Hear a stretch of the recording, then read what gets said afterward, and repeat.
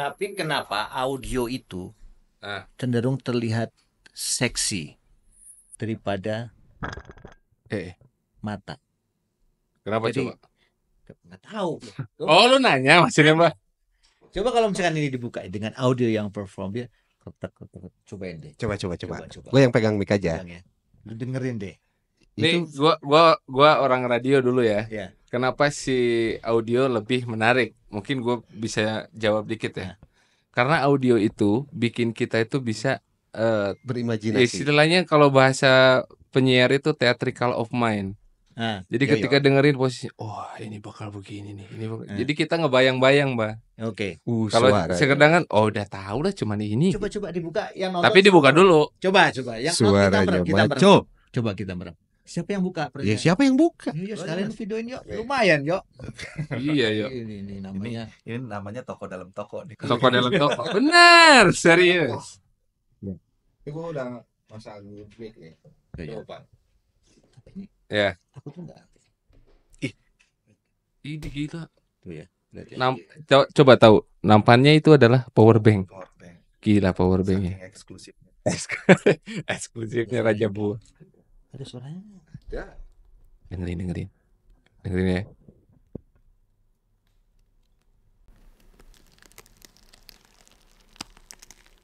Mantap. Garing. Asik ya. Asik. Merekah. Ada kayak ada Becek. Kering ini mah. Becek kering. ASMR ya. Prof, lu belum masuk ke part ini, Prof. Belum. Gimana? Apa yang Prof lihat? Pertama. Apa nih? Ntar dulu konteksnya tadi masih di audio kan. Oh iya. Kenapa audio secara menarik gitu. Iya. Kalau audio yang bagus itu kan juga Ya itu berimajinasi. imajinasi. Iya, teatri. Suara maco tapi kan belum tentu orangnya maco. Iya, makanya banyak fans radio tuh yang ketipu Yoi. sama suara penyiar. Ya. Theatrical of mind. Iya, Gitu. khususnya kalau visualnya nggak ada kan. Iya. Teatri kalau mainnya itu. Tadi kan belah duren. Itu kan bisa ngegambarin apa aja imajinasinya. Ya kalau otaknya Ngeres kayak lu? ngeres kayak gua kan. Apa begitu? Afirmasi. Dari situ belah durian berasal. Iya. Iya. Bener. Kalau otaknya kayak lu. Iya. Makanya. Belah Emang durian tuh tergantung bener. individu sih. Iya, emang ada suara merekahnya gitu ya? Ada. Oh, ada. Kayak tadi kan Oh gitu. Jauh banget. Jauh banget. Gila memang Haji Gagat ya. Udah, ngomong duren. Duren Pekalongan. Kalongan. Nah, durian Pekalongan uniknya kering dia emang. Kering. Tekstur selalu kering. Teman-teman lihat nih, kering. Jadi kemenangan di kering itu walaupun ini sudah pecah, dia masih firm. Oke. Nggak akan basah. Berbeda dengan durian-durian dari Sumatera Barat. Sumatera Ya, Barat watery. tekstur karakter watery ya. Tapi emang dia kalau pertama jatuh menarik, keriput, cantik sekali. Hampir tidak ditemukan. Kalau kayak gini kelihatannya apa ya? Kering, tapi dalamnya masih mousy, masih apa? Lunak. Enak. Kering. Itu keuntungannya bisa bertahan lama. Terus gue dapat informasi juga tadi ya, Mbah. Kalau misalkan durian organik sama durian yang udah kena pupuk tuh beda di sini ya katanya. Kalau itu gue bisa mengasumsikan itu pendapat pribadi aja ya. Bisa digeneralisasi. Iya. Cuma dapat info juga jadinya gitu. Tapi kalau kita bawa ke fundamental, pembahasannya bisa 1 jam sendiri antara organik sama pupuk. Betul. Kejauhan. Makanya iya. Pertanyaan ini pun menjelaskan bahwa di samping gue itu emang profesor sih. Bahasanya gila-gilaan. Bisa 3-4 SKS ini. 3-4 SKS ini. Ini mau diapain nih? Ini ada namanya nggak, Mbah? Enggak usah kasih nama lah. Coba. Cuman dari Pekalongan ya. Coba buktiin. Ini power bank. Buktiin ya kalau buat aku Pekalongan itu tes manisnya kuat. Jadi begitu makan tuh manisnya wah oke. Habis itu baru sedikit ada flower aroma bunga. That's it. Jadi apa ya, kompleksitas rasa cuma ada di manis Manis sama flora. fatnya flat. buat gua ya. Oke. Fatnya flat, jadi tidak terlalu di mulut itu nggak firm, tidak full. Ya kayak kopi kan, kopi kita kalau menikmati beberapa kopi yang enak kan full. Silakan. Coba dulu, Prof. Coba dulu. Ntar lu komen tuh rasanya kayak gimana. Ya, kayak durian. Ini keren juga sih. Ini pasti. Jangan bandingin dulu sama durian introduksi ya. Jelasin ini dulu aja. Tapi kadang-kadang mereka Gak apa-apa kan, kita mah lagi ngobrol aja. Coba. Ini bentar satu-satu Dulu lah. dulu coba. Sempurna ini, aduh. ya, Tinggal ditunggu ketok pintunya. Lembek. Kering. Kering. Warnanya kering kayak yang tapi Kering. menul kalau kata Menul. si Adil. Adil. kering. Itu keunggulan durian-durian yang kering kayak gini ya dia bisa tahan lama dengan aroma ya. Coba deh dengerin Gagap lagi nyeruput kayak gitu. Dengerin. Kok gua geli? Jijik. Silakan Anda berimajinasi sendiri. Emang lo ya namanya juga Iya. lokal, tapi ini the best lokal. Ya, gimana, Prof? Iya, ini premium ya. Satu di antara salah Baru satu sekali the gue best nyobain. lokal. Rasanya gimana? Deskripsiin dong buat para yang nonton kita lagi rame-rame. Kalau rasa pahit emang nggak ada sama sekali nih. Nggak ada. Tapi untuk dari rasa apa ya? Gua nggak bisa deskripsiin kalau gaya pembahasan durian ya. Tapi kalau dari dasar rasa manisnya Kuat. kayak kalau ngeteh satu gelas itu 1 sendok teh. Jadi manis enggak, pahit enggak. Oh, Gitu. oke. Fine, rasanya pas. Dan kerennya nih nggak ada pahitnya sama sekali. Iya. Balancingnya oke gitu. Sugap nih, hah? Balancingnya oke. Iya, balancingnya bagus. Balancingnya bagus. Kalau buat gua ada rasa yang pecah. Oke. Ada rasa yang apa? Tidak smooth gitu. Kalau gua garis rasa itu harusnya bulat ya. Rasanya itu bulat gitu. Jadi lagi dengerinnya. Agak susah yang menggambar. Agak susah emang gambarin kalau durian. Varian rasanya mixnya. Manisnya ada pecah ke sedikit fruity. Enggak terlalu manis, sama tadi kan manis banget ya. Iya. Agak nggak gantung sih. Makan terus. Iya. Pas sih kalau dari mulut gue ya. Ya untuk durian lokal pas. Iya. Pas. Untuk Durian lokal oke. pas. Dan itu pun masih fresh ya. Mungkin jatuhan kemarin kali. Masih fresh. Bisa jadi. Ini kalau Apa, dijual, kayaknya udah masih basah. kalau dijual harga di atas 100-200 ribu masih berani ya? Agak susah ya. Sulitnya apa, Pak? Kalau kita ngomong 200.000 berarti dia sudah pertama warna, Oke. color sudah menarik ya. Ini kan masih pale ya, kuning pucat. Kedua, paling tidak rasa balance manis pahitnya tuh balance-nya bagus. Oke. Terus lemak itu kalau buat gua kurang solid di rasa lemaknya itu nggak pecah. Kalau ini kan sudah di mulut gua dia udah pecah jadi kayak ada rasa asam fruity, nggak manis full. Aku lihat ke mulut gua ya itu. Tapi kalau disuguhin tamu negara misalkan durian lokal ini, Oke, gitu kan kita berani ya? berani karena ini kalau gua coba memecah rasa ya, buat gua ya sangat bagus. Cara kelebihannya nih durian apa? Kering dan dalamnya itu soft. Itu yang jarang bisa ditemukan iya, di benar. durian-durian Lokal. terkhususnya di Sumatera. Kalau durian di Sumatera sampai ketemu kayak gini rata-rata dia bertepung. Iya, bertepung. Iya kan? Itu. iya. Oh ini dia jadi loh. Teksturnya bagus jadi nggak bertepung. Udah lembut sampai ke dalam. Cuman ya rasa kalau versi Prof tadi flat ya. Iya, balancingnya. manis. Kalau gua ada ngambang sedikit manisnya, nggak terlalu dominan. Kata-kata Mbah tadi manis sama ada frutinya, kepecah ya. Menurut Bapak? Enak. Lo mah durian apa aja juga enak. Enak.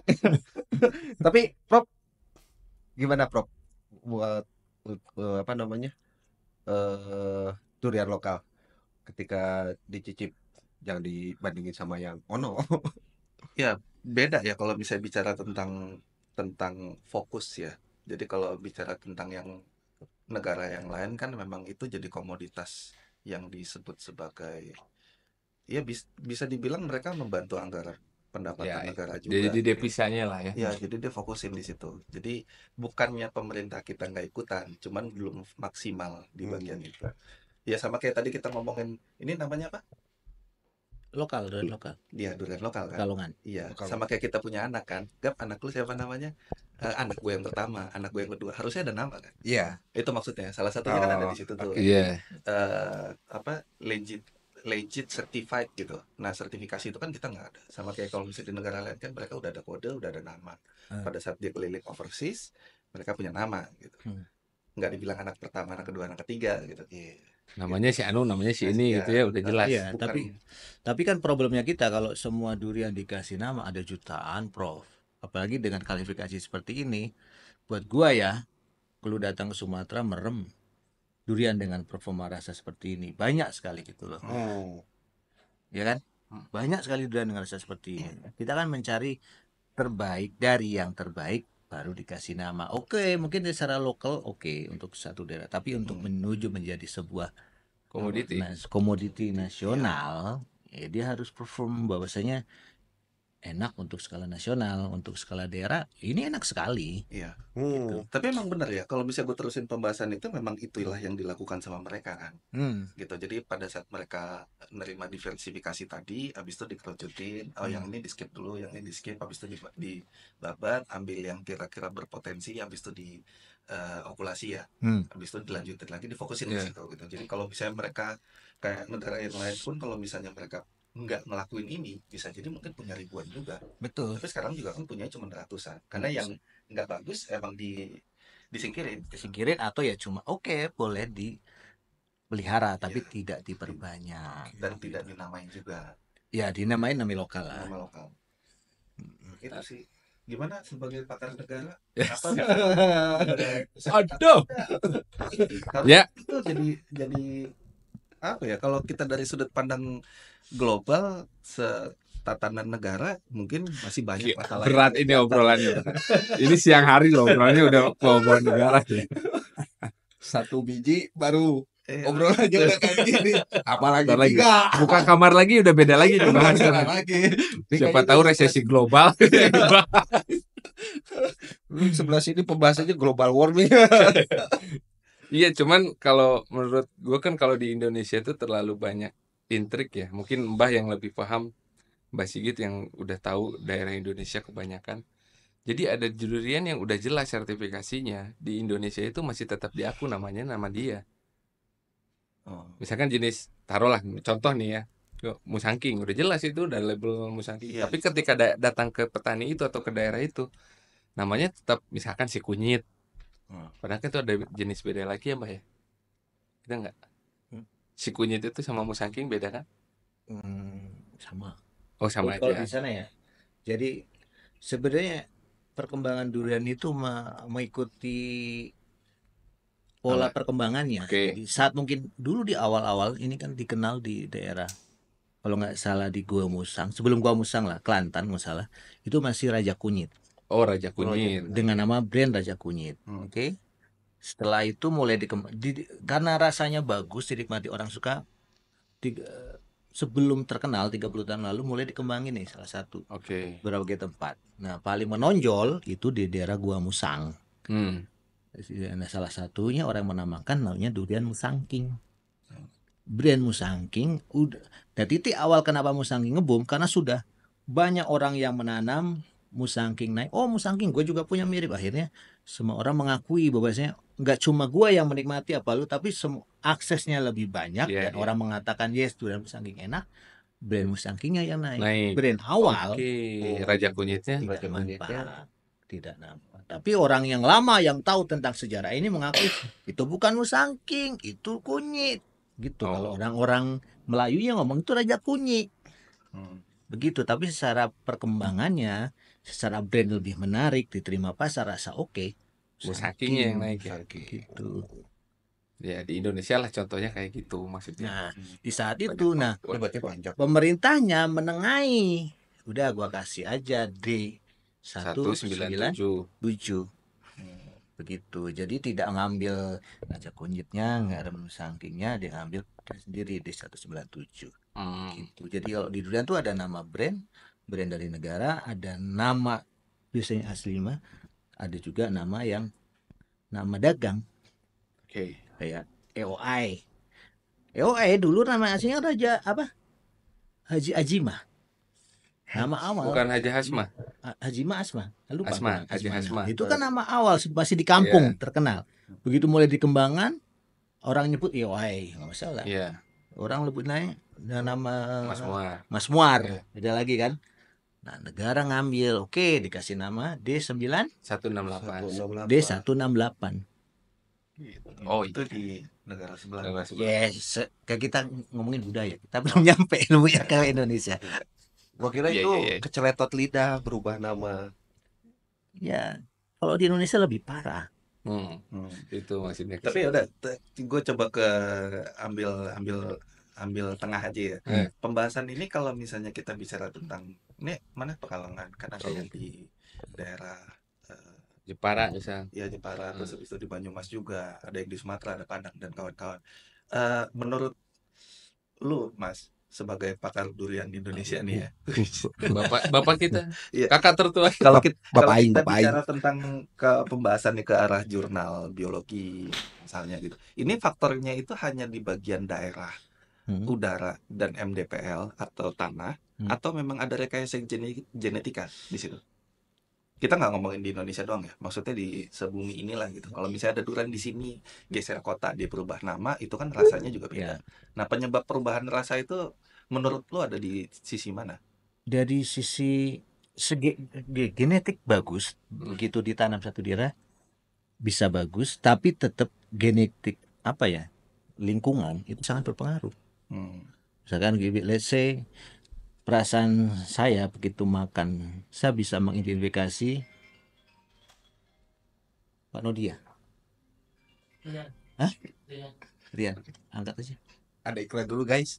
Gak apa-apa. Komersial. Telepon aja nggak apa-apa. Dar. Belum dibales. Yan. Ya. Ini yang banyak mau diambil 5. Iya, yang banyak ambil 5 aja. Kalau banyak banget ya. Ini kan banyak nih. Ini banyak. Makan lagi aja, Gap. Tapi buka dulu. Kalau yang banyak ambil 5, yang lain ambil 2 ya. Ini dikat kan? Ya ntar pas dia udah kelar baru buka. Kita mah bebas aja di sini. Iya. Mau garuk-garuk, mau buka baju. Bukan garuk.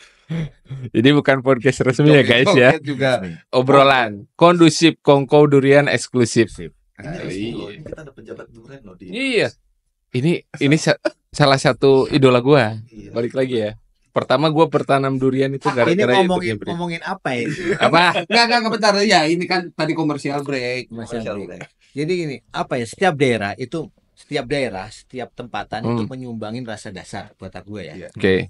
Jawa Tengah nyumbangin rasa Jawa Tengah ya, Jawa Tengah dari Banjar, Wonosobo, mungkin kalau sampai Semarang, dataran tingginya nyumbangin rasa legit, creamy, legit susu sama gula Jawa. Ya problem begitu kita tanam musangking atau duri hitam, kita akan masih nemuin rasa itu nempel. Padahal kita tahu musangking nggak punya tidak punya rasa seperti itu. Tapi gitu ditanam situ muncul rasa-rasa seperti itu. Pahitnya pun balance pahitnya kadang-kadang tidak balance manis pahitnya. Kadang pahitnya tinggi, manisnya itu dikit. Nggak nyambung ya dikit. Padahal balance harusnya musangking itu memang tidak banding tapi masih ngikutin, manis pahitnya tinggi. Oke. Nah gitu. Dan itu memang daerah tempatan sangat berpengaruh di rasa. Begitu. Tapi tidak tahu apakah itu saat itu di pupuk itu berubah, bisa ya bisa tidak. Gitu. Karena terakhir saya pun gitu, maka saya terakhir ke daerah Sabah. Ada satu perkebunan lama, usianya hampir 40 tahun, asal duriannya dari Penang, dan exactly sudah 5 tahun menikmati durian Penang. Begitu makan di sana, totally berubah, different, beda rasa. Oke. Itu juga gue tanya, kenapa lu berubah banget, katanya ada sesuatu, nggak kurang umami. Gue nanya, ya kayaknya ada kesalahan ya di pupuk. Oke. Karena dia cuma mengandalkan pupuk organik doang. Oke. Padahal kata Pak Noldi yang ikut bilang, dulu enak banget, masih di mix. Jadi ada kekurangan apa ya? Apa ya, kayak pahitnya kurang, terus apa ya, kayak fruity kayak gitu rasanya. Oke.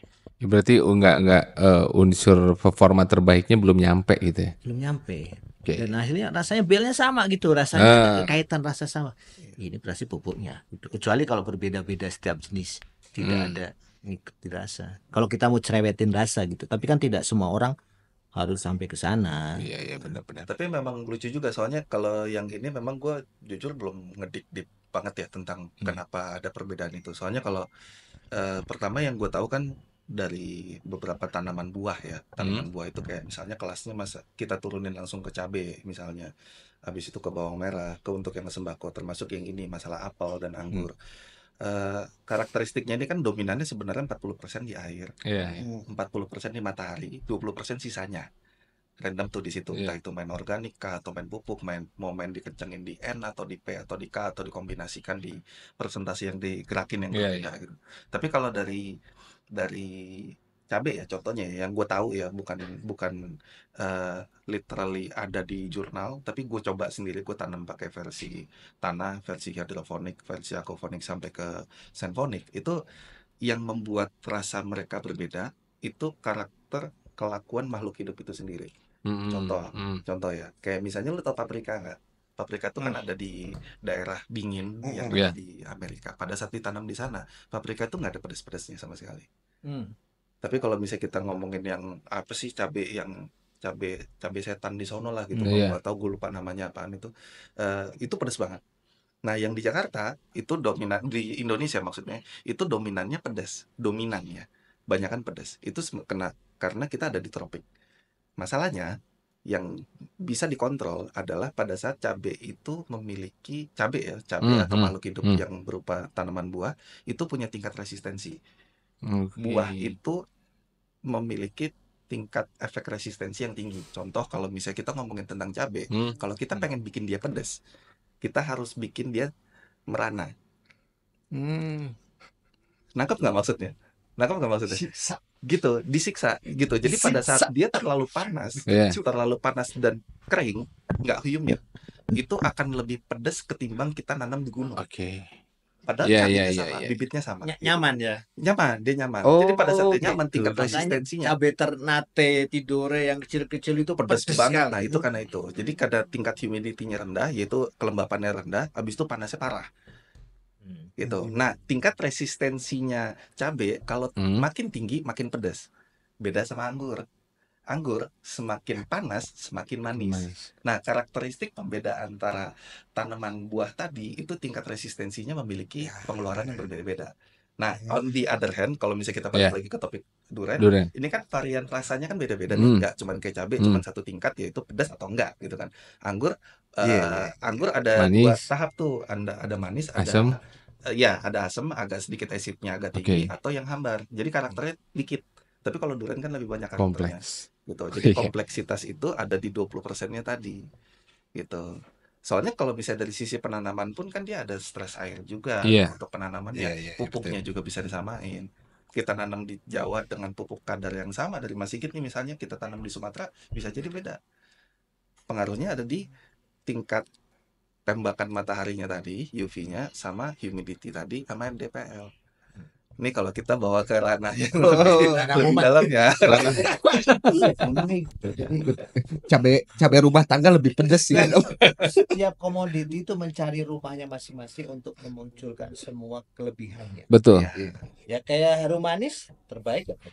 Ya, manusia pun sama kan. Kalau kita udah di comfort zone, pasti kita akan melakukan sesuatu yang the best lah ya.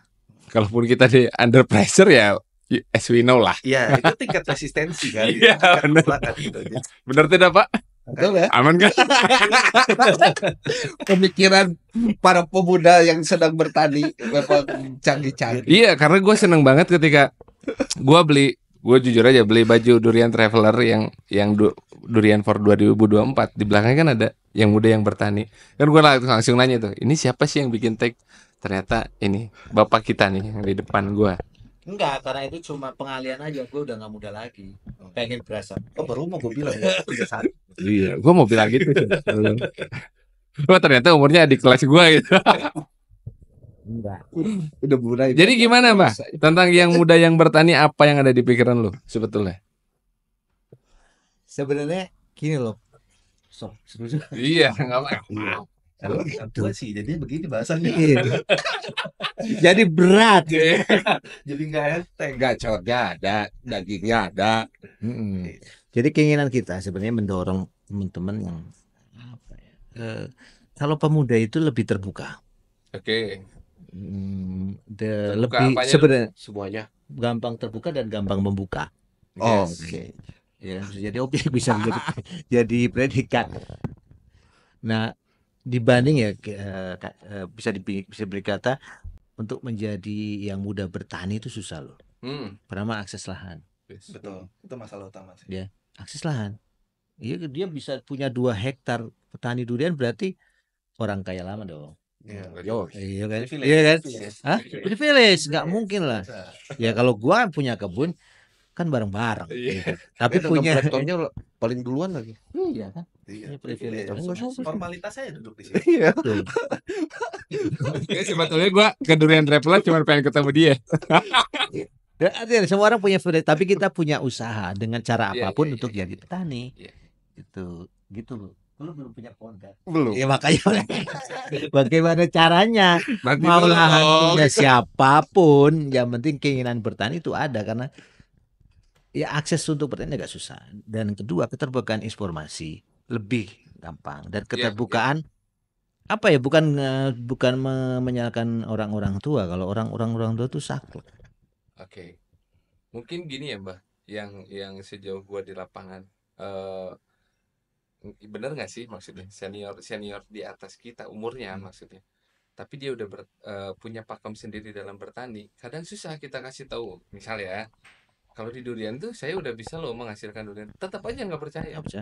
Karena dia megang pakem yang misalkan dari zaman bapak kakek nenek gua dulu bertanamnya pakai gini polanya. Zaman kolot. Ya zaman kolot, dan itu masih pakem dipegang sampai sekarang. Jadi keterbukaan informasi pun susah kalau ngobrol masuk ke senior. Makanya ini menarik nih yang. Tapi mungkin beberapa daerah masih bisa dipegang kuat pakem-pakem zaman kolot. Iya jelas. Itu maksudnya. Sebenarnya lebih ke apa ya? Atau dikembangkan. Bukan attitude tapi pola. Jadi kalau orang tua lebih rigid gitu. Jadi lu tidak bersahabat dengan gua, akhirnya udah. Malas gua ketemu gitu. Kalau anak muda lebih asik aja udah gitu. Boleh. Nah itu. Fenomenya seperti itu. Kalau dia jawab gua harus gua ngopi dulu deh. Biar gua siap. Tadi perasaan tadi ada kopi lah. Kopinya mana? Kopinya ambil gak? Di bawah. Tosteran doang gitu aja. Yang cemes biar ini aja. Iya, kalau kita kan tidak punya, kita cuma bisa meraba, tidak bisa mukulin. Kalau gue juga sama, ketika si Prof nyeritain gini, aci kok pusing ya. Seru. Itu namanya tim tuh ya gitu, balancingnya harus chemistry-nya harus kuat dulu. Jadi ada yang pintar, ada yang goblok. Harus. Ya kan? Kalau nggak pintar semua nggak rame. Enggak gitu. Jadi lu mau posisikannya di mana nih? Kasih. Oh iya betul. Lu mau Harus- posisikan di mana? Hah? Lu mau posisikannya Tapi di gue mana? paling benci Yang penting yang bisa bikin happy aja. tapi bangsatnya kenapa sih ada orang yang terlalu pintar untuk menguasai semua hal? Yang paling benci. Apa? Kan, Benci. tinggal kita punya akses informasi cuma segitu. Kenapa nih orang bisa semua anjing gitu? Iya. Anjing segala bisa. Bangsat. Tapi cuma satu poin yang benar-benar gue pegang sampai sekarang ketika ya bos kita lah yang bilang gitu. Kita tuh dipertemukan bukan karena kebetulan gitu. Jadi ketika gue yang benar-benar haus ilmu, ketemulah sama beliau nih. Nah, Yang pengalamannya ternyata WD gila gitu. iya. Kita belum nyentuh tanaman pakai air-airan ini bener. Ini mah udah. Emang ini apa lagi? Enggak, gua males. Asapnya. Gua ngomong masalah apapun, lu masih di bawah gua anjing gitu kan. Anggapan gua bisa di atas dia gitu. Kan kampret tuan gua. Sama pas gue ngomong kemarin di saatnya, kalau lu nanya sesuatu, gue juga kan pasti ada nggak taunya lah ya. Cuman kan gue nanya kalau bisa paling mentok, gue nanya kalau nggak di AI, kalau nggak pakai Google kan. Mengetiklah di situ kan dengan keyword yang menurut gue pas untuk dia bisa jawab. Pernah mikir nggak kalau Google nggak tahu dia nanya siapa ya? Gue nanya, pernah ada di pikiran. Ini Google semua tahu ya? Iya, makanya kita jangan curhat ke Google. Jangan pernah nulis apapun. Iya benar. Diakses sama dia. Jadi dia yang tahu. Apa nih, balik lagi ke yang tadi. Iya. Ya sebenarnya kalau misalnya kita pakai dasar asumsi atau kita pakai sejarah ya tentang bagaimana kita dijajah dari dulu zaman Belanda sampai ke zaman Jepang dan berapa ratus tahun itu kita berjalan, itu posisinya kan kita ada di keset. Kalau di lawakan ini kita ada di keset gitu. Nah di keset ini kan yang di bagian yang kena tembak sama ketawa doang, tapi nggak bisa balas gitu. Jadi posisinya itu kita dibuat untuk mengikuti apa yang diperintahkan oleh mereka.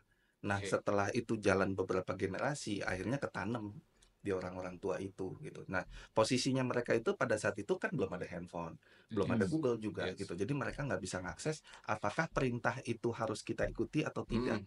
Yang akhirnya sebuah kesalahan menjadi sebuah kebenaran. Sebuah kebenaran pun bisa jadi sebuah kebenaran. Versi Gitu. merekanya ya. Versi merekanya. Kayak pada saat di zaman Belanda itu mereka butuh minyak, mereka pakai tanaman jarak namanya. Yang mereka tanam itu, yang harusnya mereka tanam kan nggak itu.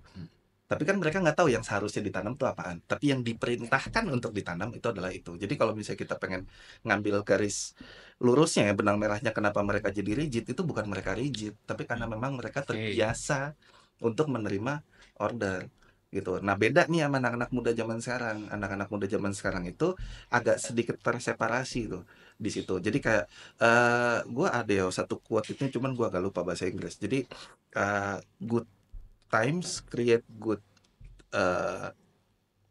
environment kalau nggak salah. Pokoknya dan kontranya gitu. Jadi kalau waktunya bagus, orang-orang jadi bakalan malas. Tapi pada saat orang malas, itu akan bikin situasinya jadi nggak bagus. Nah di situasi yang nggak bagus akan menciptakan orang-orang yang bagus.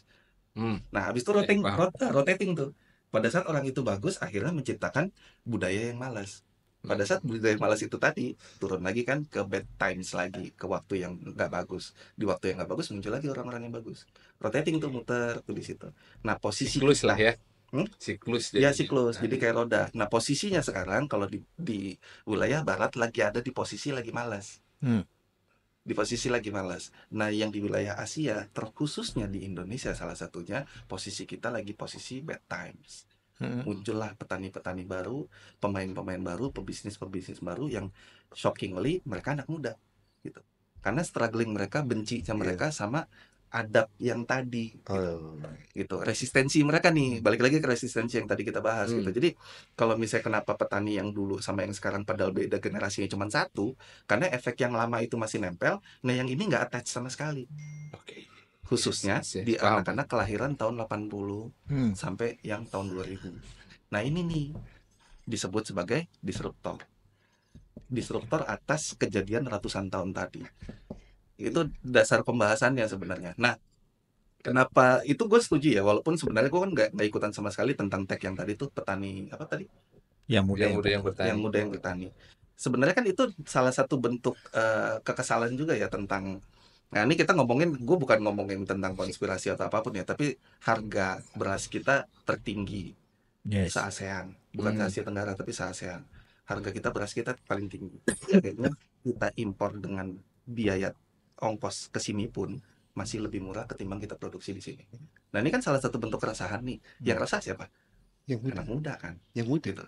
Pada saat anak muda itu baru mulai nikah, habis itu punya rumah, dia mau belanja, kayaknya gaji gue udah cukup gede, tapi kok kayak nggak cukup gitu.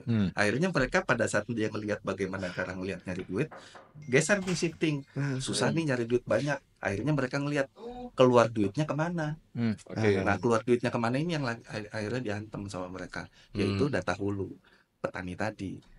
Semua manusia ngelakuin apapun, tapi yang pasti dilakukan, kalau kata Bob Sadino nih, selama manusia masih punya lubang pantat, mereka makan. Nah ini trigger utama nih sebenarnya. Ini trigger utama. Bener.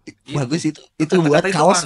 Itu kaos. Ya, tapi izin dulu, itu ada royaltinya. Oh iya betul. Ada royalti sih. Tapi itu bagus itu buat itu. Pedih banget. Tapi itu sarkas banget sih kata-kata itu gitu. Jadi kalau misalnya masih ada orang yang sibuk dengan bisnis yang bukan sekunder lagi ya, tapi tersier gitu. Tapi pada saat ada primernya itu pun masih nggak digocek gitu, masih nggak digocek di situ. Di pertanian tadi. Gitu. Nah yang punya pemikiran kayak begini, kalau kita ngarepin orang tua, betul, I know, we know. Kita nggak menyalahkan mereka kan, tapi itu kan efek dari generasi sebelumnya. Gitu. Jadi emang tugasnya dari kita. Gitu, Bah. Itu bentuk keresahan lu nggak sih? Iya itu ya. Dia nggak mikir ke situ sih, cuman masih jauh itu. Udah tahu jawabannya aja, gitu aja. Gitu, Bah. Yang muda bertani itu juga gitu. Iya. Itu dasar pemikirannya ada di situ sebenarnya. Ya ada yang secara sadar mengetahui itu, ada juga yang secara tidak sadar mengetahui itu. Oke. Gitu. Jadi memang harus shifting. Nah, yang tadi balik lagi ke masalah lokasi ya, sama kepemilikan tanah, sama kepemilikan dana juga untuk akuisisi lahan. Nah. Sebenarnya kenapa kita lebih gampang, kayak gue contohnya ya, gue kan IT consultant, nggak ada hubungannya sebenarnya sama petani, tapi kenapa gue lebih leluasa ngeriset di situ, karena itu bukan wilayah gue. Pada saat lu bilang petani, suruh ngeriset gimana caranya bikin efisiensi cabai misalnya, mereka nggak sempat ngelakuin itu. Karena mereka punya tugas dan tanggung jawab untuk menghasilkan di situ. Iya, untuk produksi. Nah, pada saat mereka melakukan riset, pada saat risetnya gagal, mereka nggak makan di satu cycle. Bagiannya ke siapa jadinya? Ke petani muda tadi. Gitu. Jadi bebannya sebenarnya gede. Nah itu salah satu alasan kenapa gue main hidroponik, gue main aquaponik sampai ke senfonik, itu dasarnya dari situ. Itu yang bikin yang muda yang bertani berarti keresahan Mbah terhadap harga beras yang naik, yang mahal, atau harga durian musangking yang terus menanjak gitu. Enggak, itu kan karena gue pengen dianggap muda. Ya.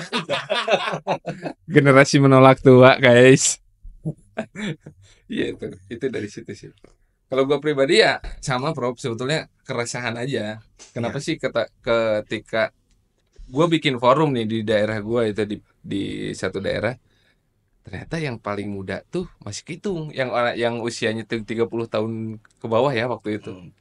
Cuman ada 3 orang lah yang masuk di forum itu. Sisanya ya senior kita semua gitu. Oh kok nggak ada anak muda ya. Kalau kita bikin samplingnya ya, contoh misalnya tadi kalau misalnya lo ngomongin pakai sampling itu, kalau misalnya kita pengen ngegali pakai data analitik ya di situ, lo siapin misalnya 100 petani, ada 5 aja yang petani muda, 95-nya itu petani tua. Pada saat dikasih tahu ini ada pupuk bagus, organik, hasilnya ntar begini. Dari 95%, dari 95 orang tadi, mungkin paling banyak sekitar 20% yang mau ikut. Betul. Orang tua. Tapi 5-nya anak muda tadi pasti ngikutin semua. Pasti ngikutin. Nah, ini efeknya sama tuh. Jadi turunannya ada di situ gitu. Nah, entah kenapa ya, tapi sampai sekarang sih gue masih belum bisa menjustifikasi kenapa bisa dengan satu generasi yang berbeda ini shiftingnya jauh banget. Disruptornya itu jauh banget. Gitu. Jadi pada saat gue ketemu anak 80-an pasti miring otaknya. Miring dari arah yang seharusnya dijalanin dari gaya lama maksudnya. Masih terpengaruh. Enggak terpengaruh. Anak 80 ke atas ya maksudnya. Anak-anak umuran lahiran tahun 80 ke atas. Tapi 80 ke bawah rata-rata udah bagus begitu, ngapain diganti-ganti sih? Iya, banyak gitu. Tapi kalau yang di atas kayaknya ada deh, harusnya mah nggak mungkin kalau nggak ada yang Iya benar. Iya betul. Kan perbedaan itu real. Iya betul. Gua kan anak kelahiran 99 sih, jadi pengennya kali itu. Beda setahun apa? Udah setahun, Bang. Enggak, gua ada 7. Gila ya. Padahal ini obrolan santai tapi isinya daging semua kan. Gila. Nggak salah kan? Iya kan? Kayak bingung gitu. Iya nasihat anak muda atau nasihat kolot gitu ya. Tengah-tengah. Tapi suatu saat gue pengen obrolan yang lebih serius dengan beliau. Tapi dikemas Gimana? kayak anak muda gitu. Iya. Oh iya. Tentang posisi Indonesia sebenarnya sekarang kayak apa di dunia. Dengan adanya misalkan sekarang robot sudah banyak diciptakan. Nah, anak muda, anak gua apakah bisa bersaing dengan mereka? Ya kan? Itu yang gua takutkan. Tapi nanti itu kalau nggak terusin ya. Bukannya ketakutan lu tuh ketika anak cewek lu udah beranjak SMP. Aduh, kayak injak nih, kayak injak.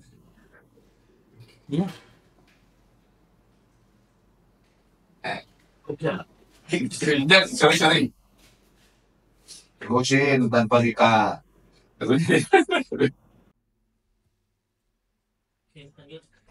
Wah. Dah. Oke, gini lagi deh. Apa tadi? Tadi apa sih?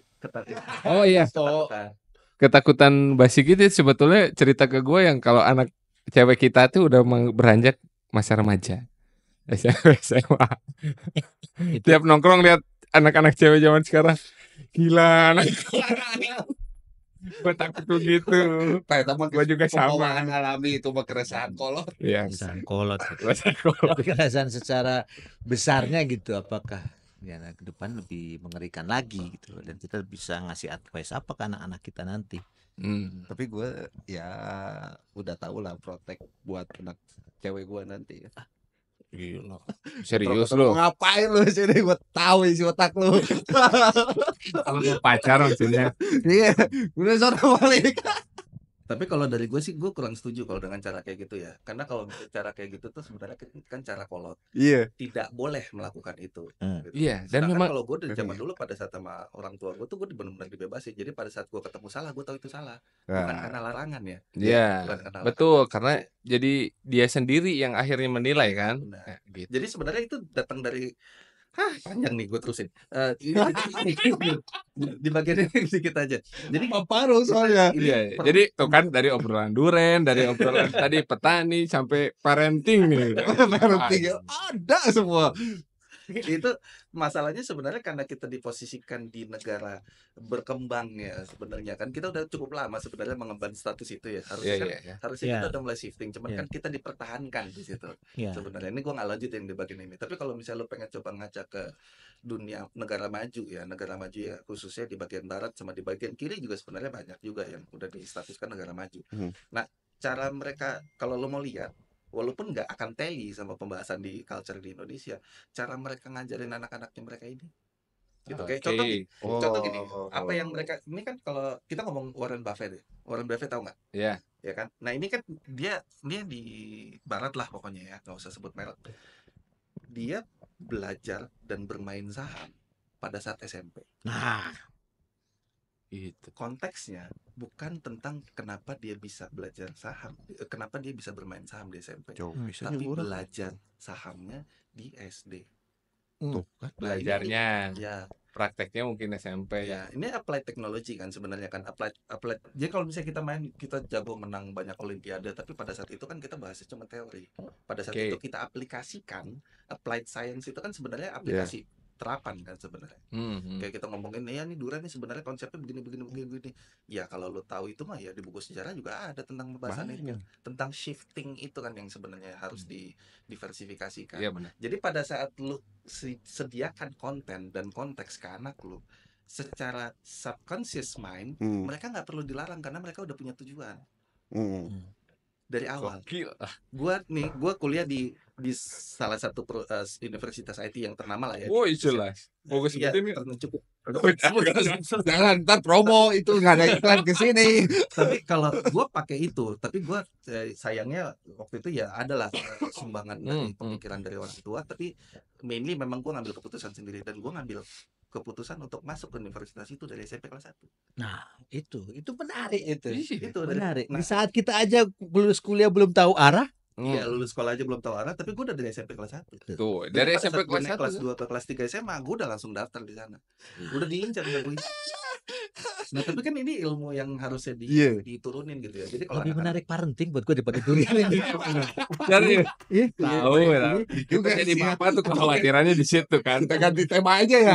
Kita bahas parenting aja ya. Tapi perbedaannya jelas banget, Mbak. Kalau Prof kan apa namanya kelas 1 SMP udah tahu lah ya. Mau kemana arah tujuannya udah mulai ditata gitu. Dia kalau kelas 1 SMP masih baca komik Tatang S dia. Aing masih kena main Beyblade. Gasing, Crash Gear. gue tetap main. Cuman nggak mikir. Iya. Itu dia salahnya. Cuma gua gak mikir. Iya. Kenapa kita nggak mikir ya? Iya. Ya, memang gak ada pikiran. Itu Gak ada pikiran ngaruh-ngaruh kesana. ke lingkungan juga nggak sih, Bro? Nggak ngaruh ke lingkungan. Itu benar-benar dari elunya sih, sebenarnya dari elunya gitu. Tapi kalau misalnya anak lu nggak bisa ngarah ke sana, ya butuh orang tuanya untuk mencoba tipis-tipis ngarahin ke sana. Berarti kita sebagai orang tua kita harusnya udah punya pikiran. Tapi nggak bisa gitu juga. Kalau misalnya lu tekankan anak lu untuk mengarah ke suatu titik, itu berarti lu bikin anak lu untuk menjadi seperti itu. Gitu. Jadi kalau misalnya kalau lu pengen pakai apa yang gua coba jalanin ya, prinsip gue tuh gue sebagai investor terhadap anak gua. Apa yang lu butuhin gue siapin. Iya, itu Apa yang lu butuhin jadinya gitu. Tapi gue kontrol karena gue investasi dana itu datang dari gua. Tapi kan yang gue investasikan bukan cuma dana, tapi waktu, perhatian juga gitu. Jadi pada saat gue ngeliat ntar kayak bagaimana, ya ntar gue akan sediain opsi-opsi ini. Apa aja yang kira-kira materi-materi apa aja yang kira-kira bakalan masuk nih di zaman dia nanti remaja. Lebih menarik ini kita parenting itu lebih mahal. Betul. Pokoknya yang dua, isu parenting, kedua dilema suami istri bisa dijual. Eta nu kedua poin kedua eta mah Bisa dijual. Ada lebih menarik deh. Nyaut tuh aing bayar 400.000 pengajian gitu ukul isian aja anjir. Moga-moga anjing punya aing nonton. Ntar gua tag deh. Tolong. Kalau masalah yang poin kedua tuh Gagap paling semangat ya. Poin kedua. Ya, tapi nantilah itu mah jangan dibahas di sini lah. Karena enggak akan benar. Ya besok kita fokus parenting, Pak. Iya, tapi kalau untuk yang fokus yang kedua ya, gue langsung gue blocking aja dari awal. Kalau yang fokus kedua itu gue nggak pernah punya materi. Materi gue tuh nggak bakalan pakai asumsi atau analisa. Gue pasti angkat sirah, Mas, di situ. Sirah nabawiyah. Itu gue nggak mungkin nggak. Soalnya contekan paling bagus cuma ada di situ. Gitu. Tapi kalau bicara tentang modernisasi, fundamental tetap gue ambil dari sana. Itu tentang perkembangan cara berpikir sih sebenarnya. Tapi kalau misalnya konteks tentang suami istri, gue ngambilnya bulat-bulat dari sana. Apa yang kalau misalnya lu gini ya kasarnya ya, gue keluarkan dengan satu kalimat, habis itu gue tutup langsung. Apa yang lu punya, masalah yang lu punya, lu lihat Nabi Muhammad pasti ngalamin itu. Nah lu lihat aja dia ngapain, udah itu doang. Itu caranya udah gitu doang. Anda jadi suami bijak, Pak. Iya, lu tinggal nyari orang-orang yang tahu tentang sirah, bagaimana pada saat Nabi Muhammad ini istrinya kan nggak satu. Gitu. Jadi secara data dia punya lebih banyak dibanding kita. Benar nggak? Ya. Varian-varian masalah tuh pasti dia punya lebih banyak. Jadi pada saat lu tanya ke orang yang tepat yang mengerti tentang sirah secara mendalam, pada saat lu punya masalah ini, jawaban mereka juga pasti sama. Kalau dulu nih Nabi Muhammad begini, udah jawabnya gitu doang. Jadi nggak bilang itu benar, nggak bilang itu salah. Nabi Muhammad dulu begini. Udah gitu doang. Jadi kalau lu punya masalah dengan suami istri, gue tinggal cari aja sirah yang mana yang cocok buat lu, udah itu doang. Mending mikiranmu sangking. Kata gue juga apa, poin yang kedua tadi itu lebih berat daripada musangking. Diam kan lu, gue gituin.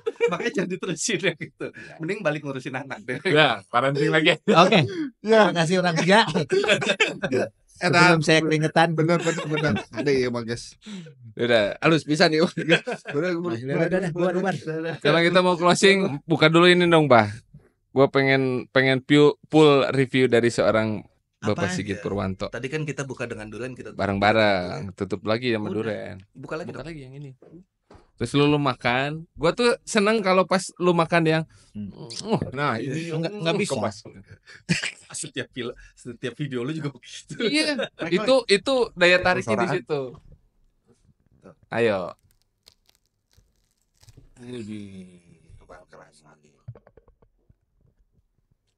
Ya, ini khusus Mbak Sigit yang Full review.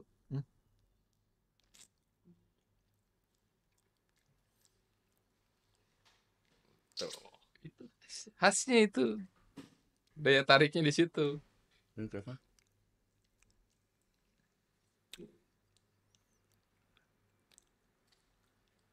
gimana?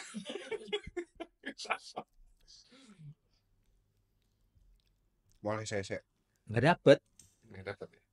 Ya udah cuman manis yang tadi aja sama. Manis, lembut. Oke, gitu aja. Paling gue mengatakan menyegarkan. Pokoknya ketemu lagi sama kita di Kondusif Kongko Durian Eksklusif. Parenting lebih asik daripada durian.